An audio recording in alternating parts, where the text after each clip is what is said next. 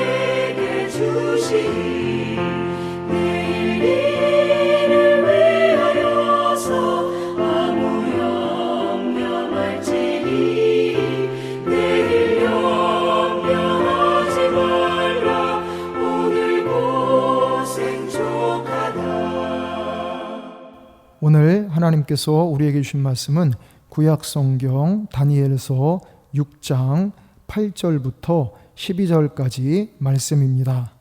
그런즉 왕이여 원하건대 금령을 세우시고 그 조서에 왕의 도장을 찍어 메대와 바사에 고치지 아니하는 규례를 따라 그것을 다시 고치지 못하게 하옵소서 하매 이에 다리오 왕이 조서에 왕의 도장을 찍어 금령을 내니라.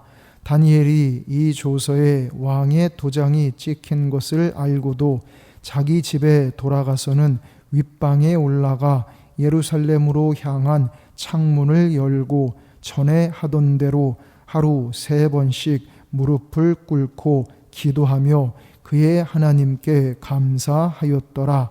그 무리들이 모여서 다니엘이 자기 하나님 앞에 기도하며 간구하는 것을 발견하고 이에 그들이 나아가서 왕의 금령에 관하여 왕께 아뢰되 왕이여, 왕이 이미 금령에 왕의 도장을 찍어서 이제부터 30일 동안에는 누구든지 왕 외의 어떤 신에게나 사람에게 구하면 사자굴에 던져 넣기로 하지 아니하였나이까 하니 왕이 대답하여 이르되 이 일이 확실하니 메대와 바사에 고치지 못하는 규례니라 하는지라. 아멘. 오늘은 감사의 삶이라는 제목으로 함께 하나님의 말씀을 묵상하도록 하겠습니다. 사람은 잘 잊어버리는 경향이 있습니다. 그래서 꼭 기억해야 할 날을 기념일로 만들어서 사는 동안 그 의미를 기억하고 또 그것을 후손들에게도 전달해 주는 것입니다. 하나님께서도 우리 인간의 이러한 망각의 속성을 잘 아시기 때문에 신앙적으로 꼭 기억해야 할 것을 특별히 기념일로 제정하셔서 우리로 하여금 그것을 지키게 하시고 그래서 그 의미들을 잊지 않고 기억하도록 하시는 것입니다. 그 대표적인 것이 안식일, 즉 오늘날의 주일입니다. 구약시대에는 일주일에 한 번씩 규칙적으로 돌아오는 안식일을 통해 세상을 창조하시고 안식하신 창조주 하나님을 기억하라고 하셨습니다. 그리고 신약시대부터는 예수 그리스도를 통하여 세상을 재창조하신 사건, 즉 예수님의 부활을 기념하여서 주일을 지키게 하신 것입니다. 그래서 지금 우리는 안식일이 아니라 주일을 지키면서 창조주이시오 구원자이시며 섭리자이신 전능하신 삼위일체 하나님을 기억하며 하나님께 감사의 예배를 올려드리는 것입니다. 또한 하나님께서는 특별히 잊지 말고 꼭 기억해야 할 절기로서 3가지 중요한 절기들을 주셨습니다. 유월절, 맥추절, 수장절을 제정하셔서 그 절기들을 지키게 하신 것입니다. 이 절기들은 다 하나님께서 베풀어 주신 은혜를 기억하고 동시에 앞으로 베풀어 주실 은혜를 믿고 기대하며 감사하는 절기들입니다. 하나님께 대한 신앙을 되새기면서 하나님께 대한 감사를 잊지 말라는 뜻입니다. 특별히 오늘은 다가오는 맥추 감사 주일을 준비하며 감사에 대해 신앙적인 교훈을 받고자 합니다. 우리는 감사를 체질화하고 생활화해야 합니다. 감사의 측면에서 볼 때 인간은 3 종류로 나눌 수 있습니다. 먼저 은혜를 받고도 감사할 줄 모르는 사람들이 있습니다. 말하자면 감사 불감증, 감사 건망증에 걸린 사람들입니다. 다음으로 은혜를 받으니까 감사하는 사람들이 있습니다. 말하자면 조건에 따라서 결과에 따라서 감사하는 사람들입니다. 그리고 그 다음으로 범사에 감사하는 사람들이 있습니다. 감사할 일이건 아니건 건강하거나 병들었거나 풍족하거나 궁핍하거나 평안하거나 괴로우나 범사에 항상 감사하는 사람들입니다. 욥이 그랬고 요셉도 그랬고 다윗도 그랬고 오늘 본문에 나오는 다니엘도 그랬습니다. 이러한 감사는 참 신앙의 세계에서만 가능한 감사입니다. 다니엘은 어떠한 상황에서도 원망하지 않았습니다. 오히려 감사했습니다. 조건이나 상황을 볼 때는 충분히 원망할 수 있는 상황입니다. 하나님, 이제까지 하나님의 뜻대로 살았고 진실하고 성실하게 살았는데 사자굴이 도대체 웬 말입니까? 인간적으로 보면 충분히 원망할 수도 있습니다. 그러나 다니엘은 감사했습니다. 10절에 보면 조서에 왕의 도장이 찍힌 것을 다니엘이 알았습니다. 그렇게 그는 죽을 줄 알았는데도 지금까지 행하던 대로 늘 하던 습관대로 하나님께 감사의 기도를 올렸습니다. 다니엘은 매일매일 하루에 3번씩 예루살렘을 향해서 창문을 열어놓고 하나님께 감사의 기도를 드리는 것이 체질화되었던 것입니다. 무엇을 하든지 감사 생활이 몸에 배었던 것입니다. 체질화, 생활화는 그냥 되지 않습니다. 생각이 행동을 낳고 행동이 습관을 낳는 것입니다. 그리고 좋은 습관은 성공적인 인생을 낳는 것입니다. 감사가 체질화되고 생활화된 사람에게 있어서는 조건이나 환경이나 상황이 문제가 아닙니다.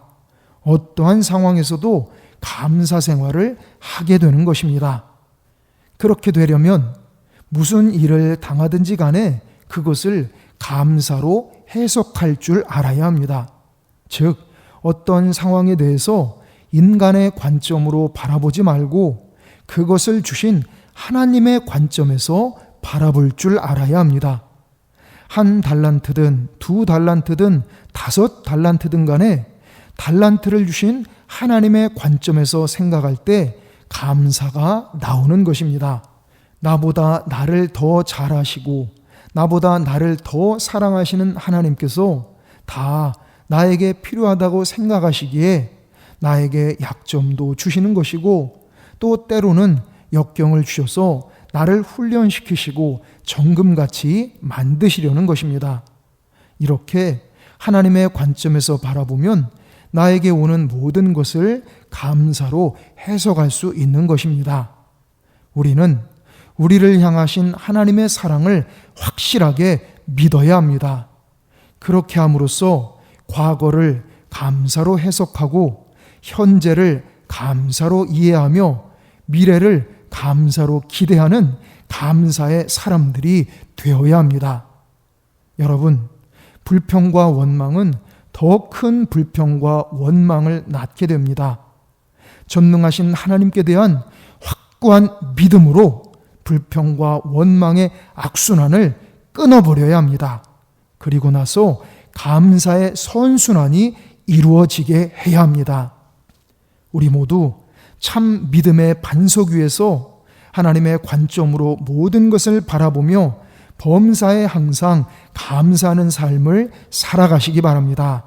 그렇게 감사하는 믿음을 통하여 하나님의 은총과 축복을 온전히 받고 누리게 되시기를 주의 이름으로 축원합니다.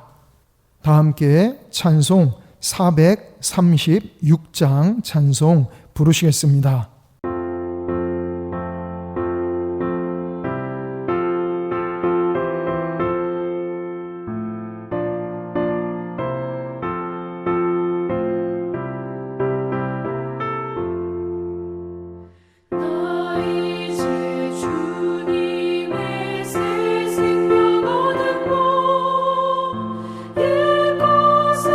지나고 새 사람이로다